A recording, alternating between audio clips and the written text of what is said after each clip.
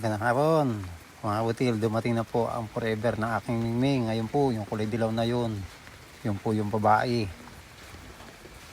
Eh, ang problema na ang panito, tinirampan niya ng pagkain, mga kabutil. Anong bait talaga ng aking Mingming.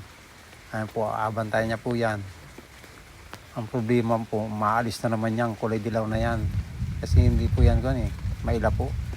Ayan po, maalis na naman po, ayun.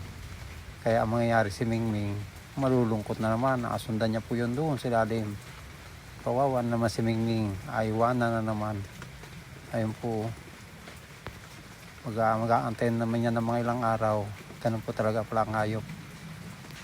Buti na lang may haya sa hayop. Meron pang forever. May mapagmahal pa. May maalalahanin pa.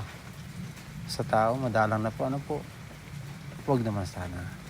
Ayun po, umalis na. Kawawa naman ang Mingming mo po, mga kabutil. Ayan.